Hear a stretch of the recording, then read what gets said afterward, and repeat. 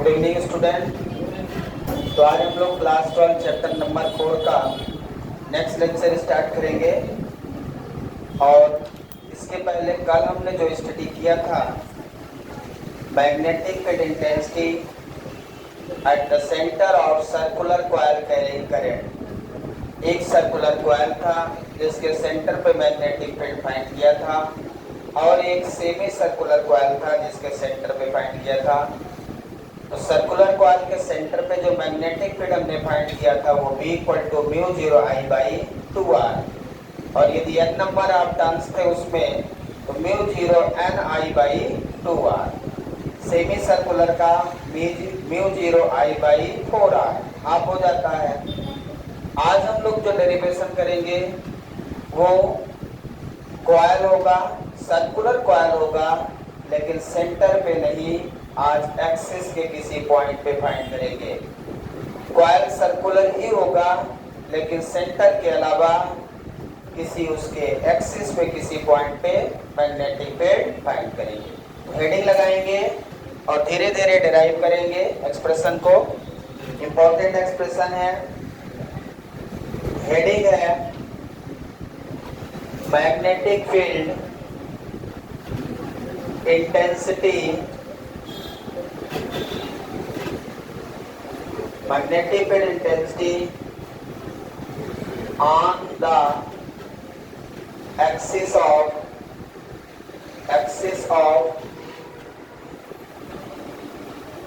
circular coil carrying current। Heading बिल्कुल उसी तरह है जैसा कल लगाया था। Magnetic field intensity on the axis of circular coil carrying current. कल हमने फाइंड किया था magnetic field intensity at the centre of circular coil carrying current. Coil circular ही है, बस सेंटर की जगह उसकी एक्सिस पे आपको मैग्नेटिक फील्ड निकालना है। मान लीजिए एक सर्कल है यहाँ पे और ये उसकी एक्सिस है, सेंटर से एक्सिस बनती है ना। तो अब आज ये सर्कल के एक्सिस पे मैग्नेटिक फील्ड यहाँ भी है, यहाँ भी हर जगह है। तो सर्कल से कुछ दूर उसकी एक्सिस पे हम क्या फाइंड करेंगे, मैग्नेटिक फील्ड इंटेंसिटी। सेंटर पे कल निकाला था और आज कहाँ निकालेंगे, एक्सिस पे। सबसे पहले हम एक सर्कुलर कॉइल कंसीडर करेंगे।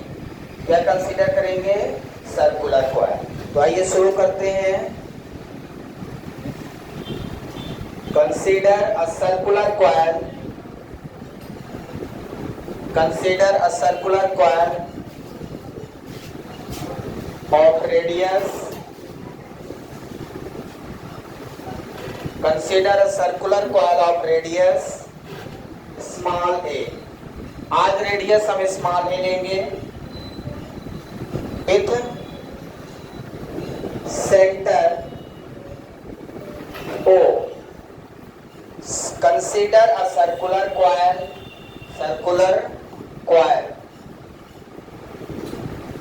consider a circular coil of radius small a with center O, ठीक है, which carries the current I, which carries the current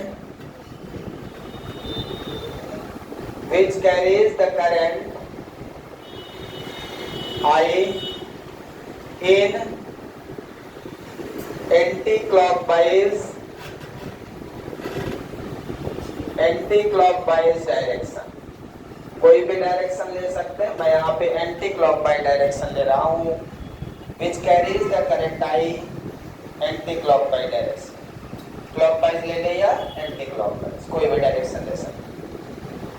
तो सबसे पहले हमने एक कॉइल कंसीडर किया है। उस कॉइल की रेडियस क्या लिया है, स्मॉल a, और उसका सेंटर O है। जो current which carries the current I in anti-clockwise direction, ठीक है। to find the magnetic field magnetic field intensity at point P, which is placed x distance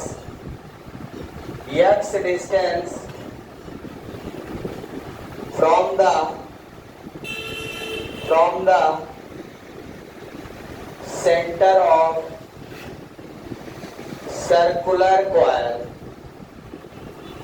circular coil के centre से x distance दूर to find the magnetic field intensity at the point P, which is placed x distance from the center of circular coil, ठीक है, on the axis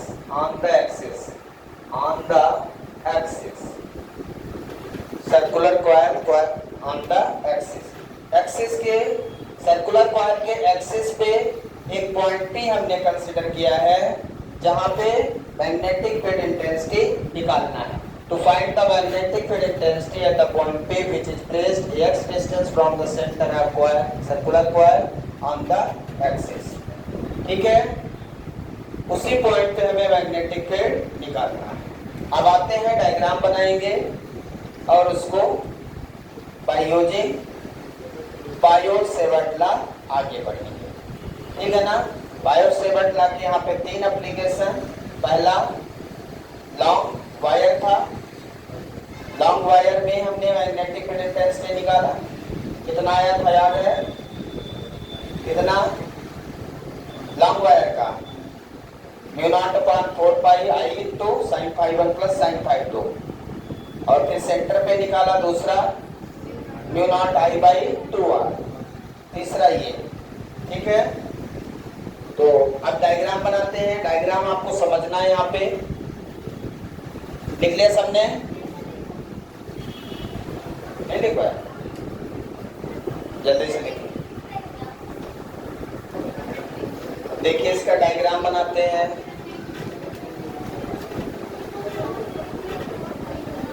सबसे पहले एक circular coil जिसमें current I flow हो रही है, प्लीज बात ना करें। सर्कुलर कॉइल का सेंटर O है और इसकी रेडियस स्मॉल a है। ये सर्कुलर कॉइल है, ठीक है, which carries the current I। अब हमें मैग्नेटिक फील्ड, ये एक्सिस है, ये क्या है, एक्सिस, अलोंग द एक्सिस। ऐसे सर्कुलर कॉइल है, जिसे फैन है, फैन का जो रॉड है वो एक्सिस है, तो ये ऐसी इसकी एक्सिस। हम यहाँ पे मैग्नेटिक फील्ड निकालना चाहते हैं। मान लो ये सर्कुलर है, तो यहाँ सेंटर से ये इस तरह से एक्सिस हो गई, यहाँ पे मैग्नेटिक फील्ड निकालना है, ठीक है। अब हम क्या करेंगे, इसमें एक करंट एलिमेंट कंसीडर करेंगे, यहाँ DL, मान लो ये AB, और दूसरा करंट एलिमेंट यहाँ, 2 करंट एलिमेंट कंसीडर करेंगे, एक टॉप पे बॉटम पे, यहाँ DL, ये CD है, मान लीजिए point CD, current element DL, current element DL, एक सर्कल पे 2 करंट एलिमेंट, मतलब यहाँ की मैग्नेटिक फील्ड और यहाँ की मैग्नेटिक फील्ड हम निकालेंगे, ठीक है। ये जो सेंटर से पॉइंट P है, यहाँ पे पॉइंट P है, ये कितनी दूर है, x डिस्टेंस दूर, सेंटर से कितनी दूर पे x पॉइंट P पॉइंट है, x डिस्टेंस दूर, जहाँ पे आपको मैग्नेटिक फील्ड इंटेंसिटी निकालना है। अब आपको करंट एलिमेंट से पॉइंट ऑफ ऑब्जर्वेशन को मिलाना होगा, करंट एलिमेंट से पॉइंट ऑफ ऑब्जर्वेशन को मिलाना है। तो करंट एलिमेंट यहाँ है, यहाँ से इसको, और एक यहाँ से, दोनों पॉइंट को सीधा मिला देंगे स्ट्रेट लाइन से। ये है line joining the point of observation which is a distance small r, दोनों स्मॉल r है। कितना है, स्मॉल आर। यहाँ पे जो एंगल बन रहा है वो एंगल है मान लो फाई। कितना है, फाई एंगल है। अभी आप इतना डायग्राम पहले बनाइए, उसके बाद इसको और कंप्लीट करते हैं। अभी हाफ डायग्राम है ये, है ना। हाँ, यहाँ तक कंप्लीट किया। अब देखिए इसके आगे ये line joining point of observation आपने मिला दिया, यहाँ से मिला दिया। अभी जो मैग्नेटिक फील्ड है वो करंट एलिमेंट के कारण है। एक करंट एलिमेंट यहाँ, एक करंट एलिमेंट यहाँ। अब जो मैग्नेटिक फील्ड है इसके कंपोनेंट्स देखिए, हॉरिजॉन्टल और वर्टिकल कंपोनेंट्स। एक्सिस को आगे बढ़ाते हुए हम आगे बढ़ेंगे। ये हमारी एक्सिस है। इस पॉइंट पे आपको क्या करना है, पॉइंट पी पे हॉरिजॉन्टल ये वर्टिकल लाइंस खींचना है, क्योंकि कुछ कंपोनेंट इसके इस सर्कुलर कॉइल के इधर भी जाएंगे, कुछ ऊपर जाएंगे। मतलब एक कॉइल है तो उसमें जब मैग्नेटिक फील्ड निकलेगी तो चारों तरफ निकलेगी। जैसे एक वायर है तो इसमें मैग्नेटिक फील्ड इधर भी निकलेगी, इधर भी, हर जगह जाएगी। यदि यही चीज कॉइल हो गया तब भी तो निकलेगी, तो चारों तरफ मैग्नेटिक फील्ड निकलेगी। तो मैग्नेटिक फील्ड इसकी ऊपर भी जाएगी, वर्टिकल में, हॉरिजॉन्टल में, हर जगह जाएगी। तो ये वर्टिकल कंपोनेंट हो गया। अब एक चीज देखना है इसमें, ये जो लाइन खींचा, जो रियल में लोग गलत करते हैं, रियल में जो गलत करते हैं वो समझना है। ये जो लाइन आपने पॉइंट ऑफ ऑब्जर्वेशन की खींचा है उसको इस पॉइंट पे 90 डिग्री बनाना है। इसका 90, इस लाइन का, जैसे ये लाइन मैंने खींचा तो इसका 90 ये होगा ना, ऐसे।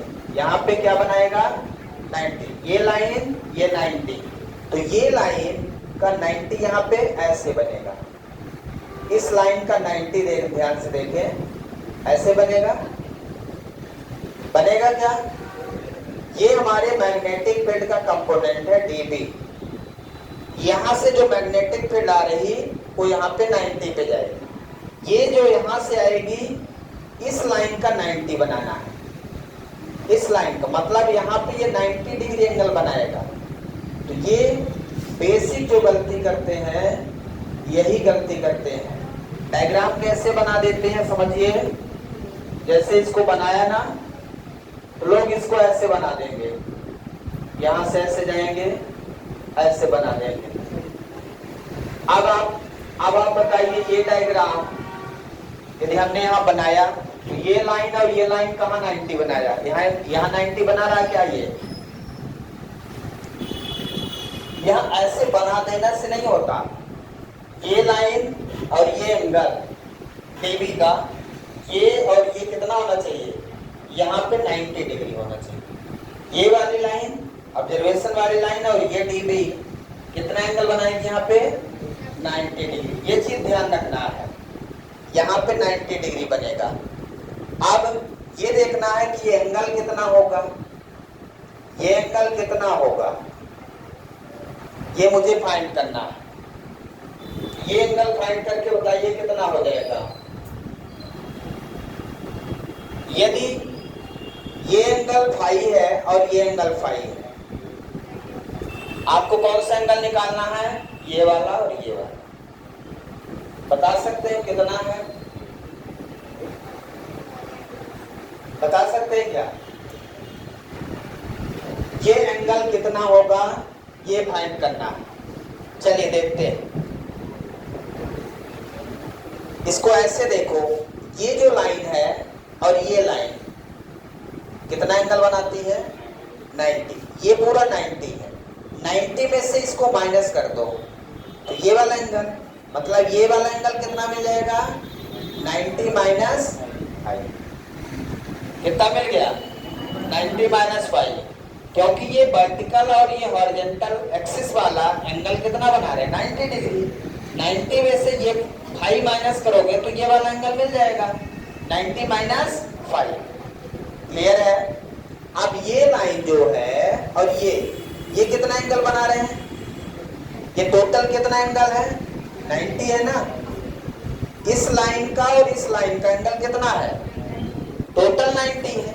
और मुझे चाहिए ये, तो टोटल 90 में से, ध्यान दीजिए, टोटल 90 में से ये माइनस कर दो टोटल 90 में से ये माइनस करो, क्या 90 माइनस 5, कितना हो जाएगा 90 माइनस 90 प्लस 5, कितना बचा, ये एंगल कितना हो जाएगा 5, तो ये एंगल भी 5। तो समझ में आया? ये लाइन एक्सिस वाली और वर्टिकल लाइन कितना एंगल बना रही है 90 डिग्री, और ये इस ऑब्जर्वेशन से फाई एंगल यदि है तो 90 माइनस फाई ये वाला एंगल हो जाएगा इस ऑब्जर्वेशन और वर्टिकल से, और ये ऑब्जर्वेशन और ये एंगल कितना बना रहा है 90, फिर 90 में से ये वाला एंगल माइनस कर देंगे, कौन सा 90 माइनस 5, तो 90 में से 90 माइनस 5 कर दिया तो बचा कितना 5, मीन्स ये एंगल हमारा हो गया 5। अब यदि आप इसको 90 ना बनाए होते, ये लाइन और ये 90 ना बनाए होते, तो आप ये नहीं समझा सकते थे कि यहाँ ये फाई एंगल होगा। फिर हम केवल ये कहते हम भी रटे हैं तुम भी रट लो, ये फाई होगा, है ना। लेकिन यदि समझाना पड़ रहा है तब फिर रट नहीं सकते, फिर तो आपको बताना ही पड़ेगा कि फाई कहाँ से आया। समझ में आया क्या कुछ लोगों को? एक बार और समझा देता हूँ, ठीक है। देखिए हमें हमारी रिक्वायरमेंट क्या है, देखिए ये एंगल फाई है, हमारी रिक्वायरमेंट है कि ये एंगल कितना होगा, ठीक है। अब देखिए ये जो एक्सिस वाली लाइन है और ये वाली लाइन कितना एंगल बना रही है 90। अब हमें पहले ये निकालना है, ये वाला एंगल, तो ये और ये पूरा 90 है, पूरे में से इतना माइनस कर दो 5, तो ये वाला एंगल मिल जाएगा, तो ये कितना हो जाएगा 90 माइनस 5। अब और समझिए, ये लाइन जो है और ये कितना एंगल बना रहे हैं 90, यही तो बताया था मैंने, ये 90 बना रहे हैं, तो 90 में से ये माइनस कर दो तो ये बचेगा, तो 90 में से माइनस कर दिया कौन सा एंगल 90 माइनस 5, तो कितना मिल गया 5, तो ये वाला एंगल कितना हो गया 5 हो गया, तो उतना ये भी होगा। समझ में आ गया? अब हमें जब एंगल मैग्नेटिक फील्ड का किसी एंगल पे है तो इसको अब रिजॉल्व करना है, किस में रिजॉल्व करना है हॉरिजॉन्टल और वर्टिकल में। जब भी कोई कंपोनेंट एंगल पे होता है तो उसको रिजॉल्व करना पड़ता है कि उसका कंपोनेंट हॉरिजॉन्टल में कितना होगा और वर्टिकल में कितना होगा। तो ये जो डीबी है ना, किसके साथ एंगल बना रहा है वर्टिकल के साथ, जिसके साथ एंगल बनाता है उसमें cos थीटा होता है, तो मैं इसको क्या लिखूंगा, इसका dB का इधर कौन सा कंपोनेंट आएगा dB cos थीटा, और इस एक्सिस में इसकी 90 पे कितना जाएगा dB sin फाई, थीटा नहीं फाई, फाई है। ऐसे ही इस dB को रिजॉल्व करो, पहले समझ लो, इस dB को रिजॉल्व करो, तो इस dB को जब रिजॉल्व करोगे तो किसके साथ एंगल बनाया है इसके साथ, तो इधर क्या आएगा dB cos फाई, और इधर क्या जाएगा dB sin फाई। अब ये बताइए जितना मैग्नेटिक फील्ड यहां से है उतना यहां से है, तो dB cos फाई इधर है, dB cos फाई ये वर्टिकल कंपोनेंट्स एक दूसरे को कैंसिल कर देंगे, जितना ये इधर मैग्नेटिक फील्ड dB है अपवर्ड उतना ही डाउनवर्ड, तो रिजल्टेंट मैग्नेटिक फील्ड किधर मिलेगा along the axis of dipole, along the axis of circular coil, कितना मिल जाएगा dB sin phi plus dB sin phi, double हो जाएगा। तो हॉरिजॉन्टल कंपोनेंट है, वर्टिकल कंपोनेंट यहाँ पे लिख देंगे, vertical component of magnetic field dB cos phi will be cancel out, ठीक है, कैंसिल आउट हो गया, मतलब ये कंपोनेंट आपका क्या हो गया dB cos phi cancel out, क्योंकि इक्वल एंड अपोजिट डायरेक्शन में है, ठीक है। तो ये वाला कंपोनेंट कैंसिल आउट हो गया, बचेगा कौन सा हॉरिजॉन्टल कंपोनेंट। इसके बाद अब हम बायोट सेवर्ट का यूज करेंगे, डायग्राम अच्छे से बना लें, समझ के बना लें। ये आपका वर्टिकल कंपोनेंट्स कैंसिल आउट हो गया है, ठीक है ना। मैग्नेटिक फील्ड का कौन सा कंपोनेंट कैंसिल आउट हो गया, vertical component dv cos phi will be cancel out, ठीक है ना। क्यों, क्योंकि दोनों इक्वल एंड अपोजिट डायरेक्शन में है।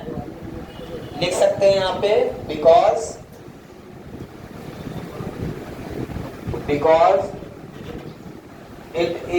it will equal and opposite direction।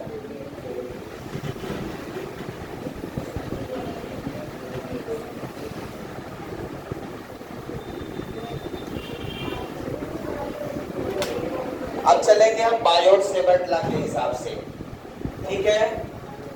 अब चलेंगे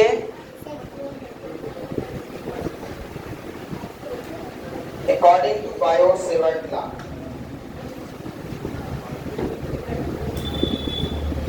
ठीक है, नहीं बना पाया डायग्राम, बन गया है। अब चलते हैं according to Biot Savart law. According to Biot Savart law कितना फार्मूला है, dv equal to mu naught upon 4 pi I dl sine theta by r square, ठीक है। अब आपको थीटा कहाँ है, यहाँ थीटा यहाँ है,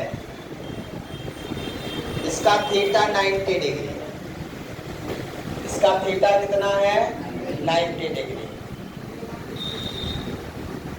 यहाँ पे जो थीटा है वो 90 डिग्री है, तो थीटा इक्वल टू 90 साइन 90 1। तो मैग्नेटिक फील्ड का कौन सा कंपोनेंट बचेगा, कितना बचेगा, dv equal to mu naught upon 4 pi I dl by r square. ये हमारा कंपोनेंट्स बच गया, dv equal to mu naught upon 4 pi I dl by r square.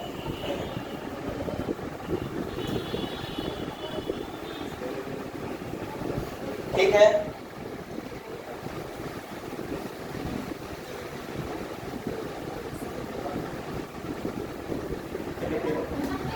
ये है आपका सर्कुलर कॉइल कैरिंग करंट, इसके सेंटर से ये इसकी एक्सिस है, ठीक है ना। एक्सिस पे इसको ऐसे समझे, ये हमने बना दिया, दिख रहा है डायग्राम ऐसा है। ये यहाँ पे हमने करंट एलिमेंट लिया है और नीचे लिया है।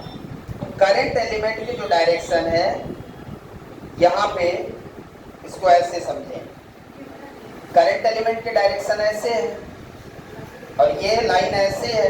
ये जो मैंने मिलाया है सेंटर से, ये तो सेंटर वाली लाइन हो गई ना, देखिए ये सेंटर वाली लाइन हो गई इसकी, और यहाँ पे इसको मैंने क्या किया है, सेंटर वाली लाइन को यहाँ से मिला दिया, ये ऐसे मिला दिया, क्लियर है। अब ये लाइन और इसका जो डीएल है वो ऐसे है, समझ रहे। तो यहाँ पे एंगल कितना बन रहा है, ये 90, ठीक है, 3D में है डायग्राम। तो ये थीटा कितना बन गया, 90 बन गया, समझ में आ गया। आप देख रहे हैं इसका जो कंपोनेंट है, मैंने इसमें कितने डीएल लिए हैं, 2 डीएल लिए हैं। इसमें बहुत सारे डीएल होंगे, सभी डीएल को जोड़ेंगे तब जाके नेट मैग्नेटिक फील्ड निकलेगी।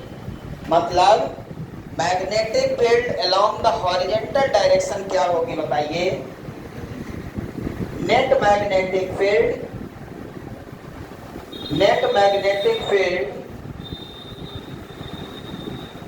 along the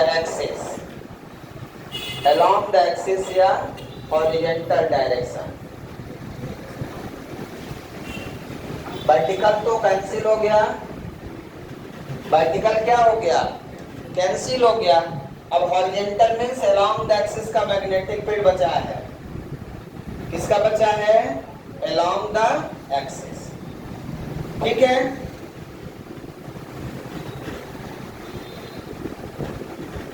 क्या लिखेंगे बोलिए? एक बात समझिए, जब हमने दो डीएल लिया है यहाँ पे, एक ऊपर डीएल लिया एक नीचे लिया, तो यहाँ मैग्नेटिक फील्ड के कितने कंपोनेंट हैं यहाँ पे? DB plus dB, dB sine phi plus dB sine phi. यदि मैंने दो लिए, यदि मैं चार लिया होता तो यहाँ पे चार आता, dB sine phi plus dB sine phi plus dB sine phi plus dB sine phi. तो यदि इसमें बहुत सारे पूरा निकालना है मुझे बी, तो यदि मुझे पूरा बी निकालना है तो summation of dB sine phi लिख दो। Summation of dB sine phi मतलब पूरे सर्कुलर का मैग्नेटिक फील्ड। समझ रहे? एक करंट एलिमेंट का मैग्नेटिक फील्ड कितना होता है? DB sine phi. दो का कितना होगा?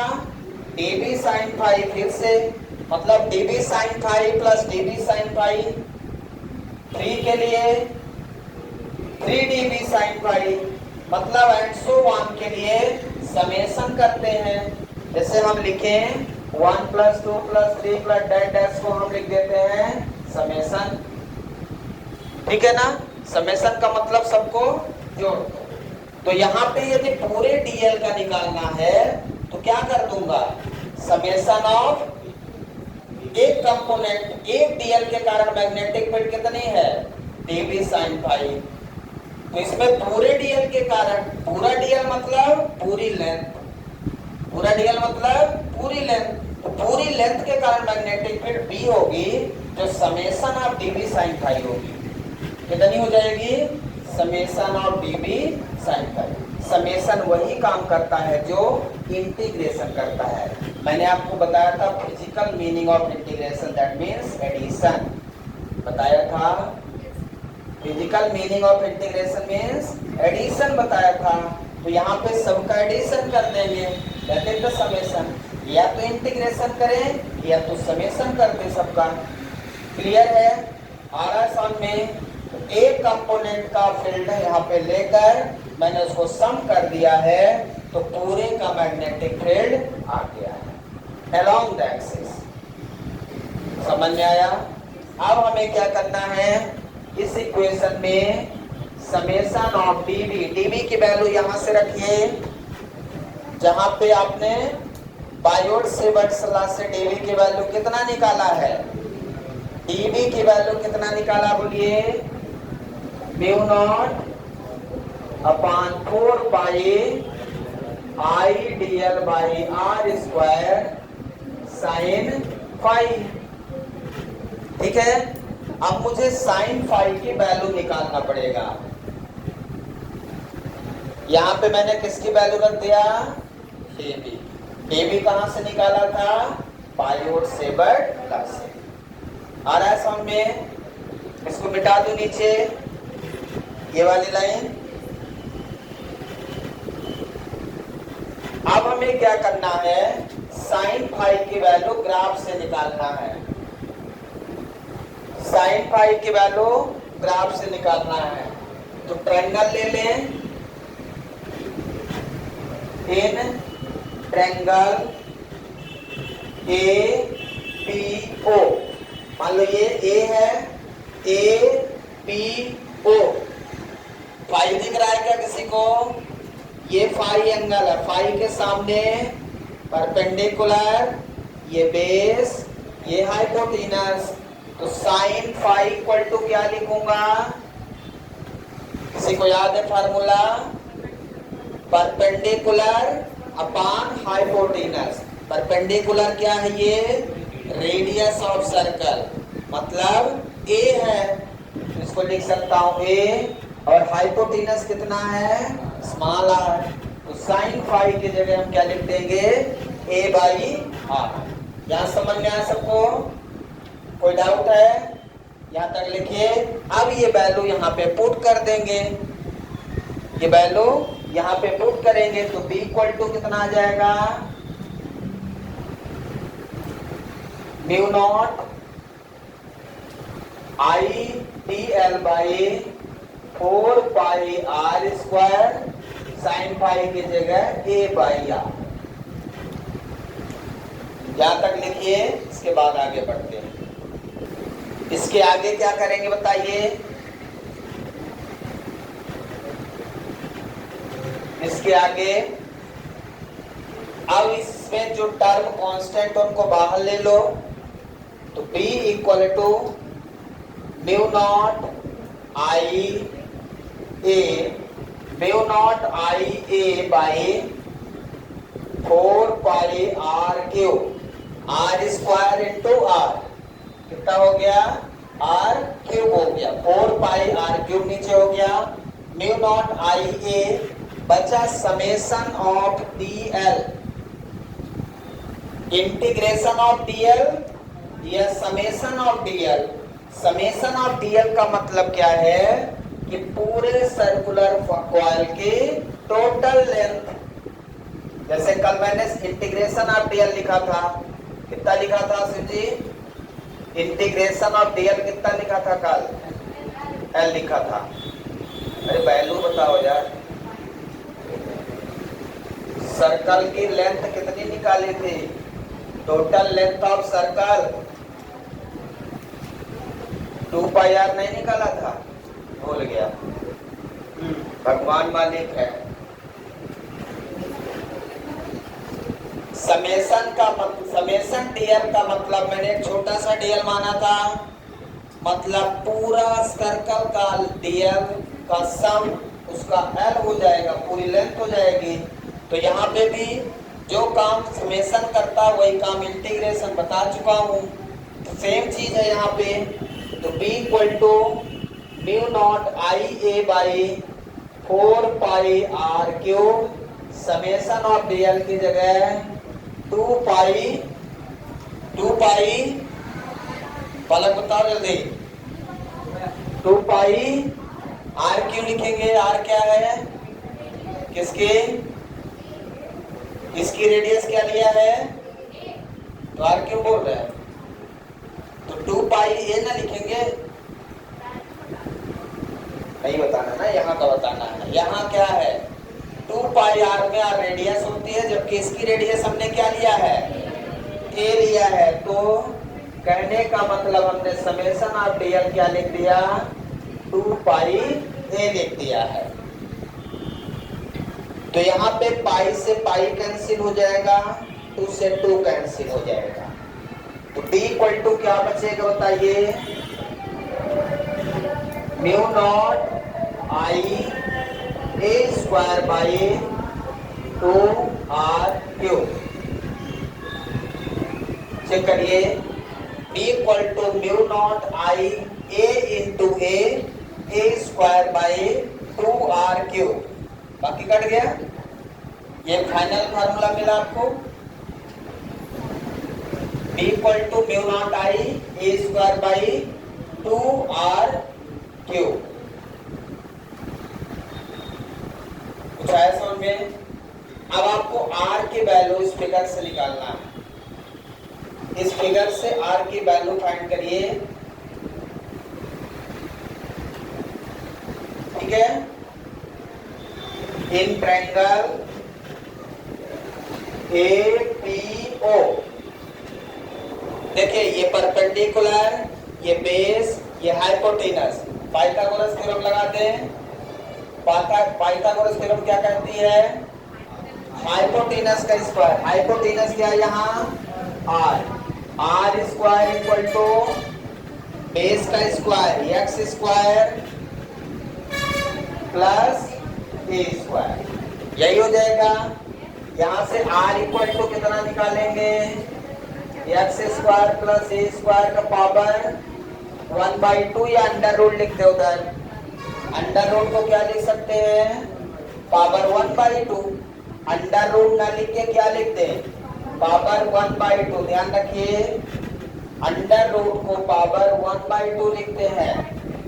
तो हमने r की वैल्यू निकाल ली। मुझे क्या चाहिए? r क्यूब चाहिए। मुझे क्या चाहिए? r क्यूब चाहिए।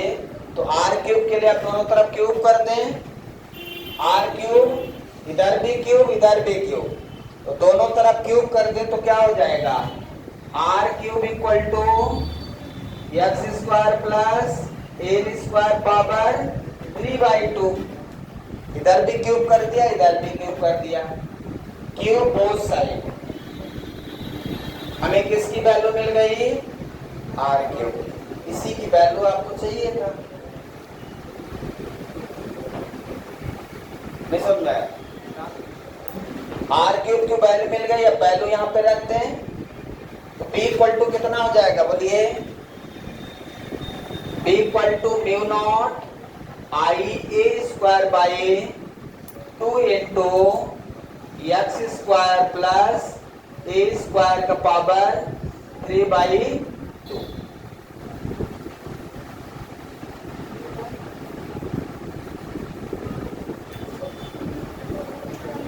So this is the final answer. B equal to mu naught I A square by 2 into x square plus a square का power 3/2. So this is the final result. ठीक है, ये कहाँ का मैग्नेटिक फील्ड निकाला मैंने, eight the centre of sorry on the axis of circular coil carrying current. Circular coil carrying current के axis पर हमने जो मैग्नेटिक फील्ड निकाला है वो mu naught I a square by 2 into x square plus a square का power 3/2। इस question में क्या हम सेंटर पे मैग्नेटिक फील्ड बता सकते हैं, क्या हम ये बता सकते हैं कि यहाँ पे कितनी मैग्नेटिक फील्ड होगी सेंटर पे, क्या करूं कि यहाँ की मैग्नेटिक फील्ड आ जाए। इस रिलेशन में मैं क्या करूं कि सेंटर पे मैग्नेटिक फील्ड आ जाए, जो कल निकाले थे इसी फार्मूले से। आ सकता है क्या, देखिए यहां से ये आपने निकाला x डिस्टेंस दूर, इस पॉइंट P को यदि x 0 रख दूं, यदि x 0 रख दूं तो P कहां आ जाएगा, सेंटर पे। x 0 रख दूं तो P कहां आ जाएगा, सेंटर पे। मतलब इस केस में यदि x इक्वल टू 0 रख दूं तो magnetic field intensity at the centre of circular coil मिल जाएगी, जो कल प्रूव किया था। देखिए वही मिलेगा कि नहीं। केस नंबर फर्स्ट देखिए क्या होगा, put x equal to 0, x equal to 0 का मतलब, x इक्वल टू 0 का मतलब magnetic field intensity at the centre of